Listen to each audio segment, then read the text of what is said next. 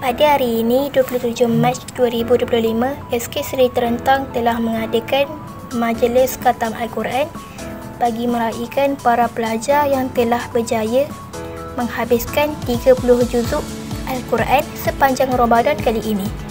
Majlis yang penuh keberkatan ini diadakan di Balai Seri Terentang dan disertai oleh semua guru dan murid.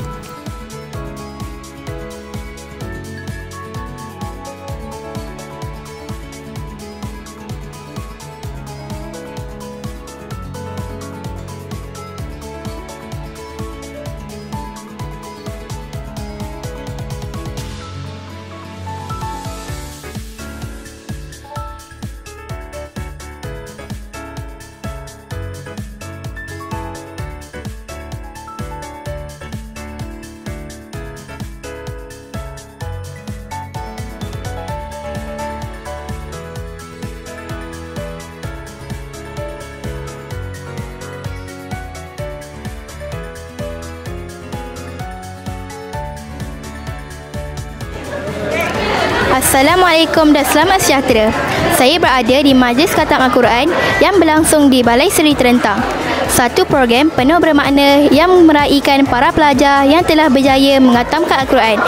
Bersama saya ketika ini ialah Ustaz Abu Bakar selaku penyelaras program ini. Ustaz, boleh Ustaz kongsikan sedikit objektif majlis ini diadakan di sekolah? Okey, objektif program Khatam Quran ni kita adakan di sekolah ni bagi yang pertamanya bagi kita memuliakan Al-Quran itu sendirilah, khususnya dalam bulan Ramadan ini kita memang dituntut untuk memperbanyakkan baca Al-Quran. Rentetan daripada itu kita perkenalkan dalam program Ihya Ramadan, program tadarus yang kita lakukan secara berkumpulan.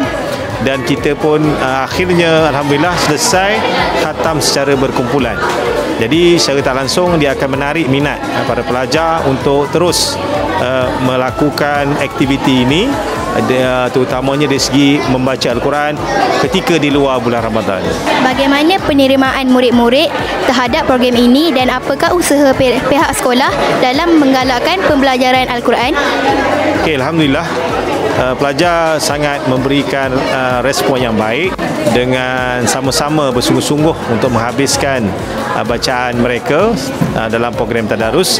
Dan kalau kita tengok tadi pelajar-pelajar yang tak berpeluang untuk menyertai program tadarus ini dan berada di hadapan di atas pentas untuk majlis khatam, mereka pun rasa seronok, teruja. Dan kita pun dah bagi tahu, saya peribadi tadi beritahu, siapa yang nak naik ke atas pentas pada tahun hadapan berusahalah bersungguh untuk khatam Al-Quran dan dapat menjadi ahli anggota kumpulan tadarus pada tahun hadapan. Dan dari segi peringkat sekolah, sebagaimana yang telah kita tahu, kita maklum, pembelajaran Al-Quran itu sentiasa berjalan dengan adanya kelas Al-Quran, tasbih dan sebagainya. Dan insya-Allah selepas Ramadan ini saya secara peribadi juga akan menganjurkan program Hufaz Cilik yang mana kita akan memperkenalkan program hafazan di kalangan para murid, para pelajar di Sekolah Kebangsaan Seri Terentang ini, insya-Allah. Terima kasih Ustaz. Sekarang bersama saya ialah salah seorang murid yang telah berjaya mengkhatamkan Al-Quran, iaitu Alisha. Tahniah. Boleh awak kongsikan perasaan apabila berjaya menyertai majlis ini? Terima kasih. Saya rasa sangat bersyukur dan gembira kerana dapat menamatkan bacaan Al-Quran untuk tahun ini. Apa cabaran yang awak hadapi dalam proses mengkhatamkan Al-Quran dan bagaimana awak mengatasinya? Antara cabaran yang saya hadapi ialah membahagikan masa antara pelajaran akademik dan sesi bacaan Al-Quran. Namun, dengan bimbingan guru dan sokongan ibu bapa, saya dapat mengatur jadual dengan baik serta dapat memperbaiki bacaan setiap hari. Tanya sekali lagi, semoga kejayaan ini menjadi inspirasi kepada rakan-rakan lain. Sekian sahaja laporan saya untuk TV PSS SK Seri Terentang.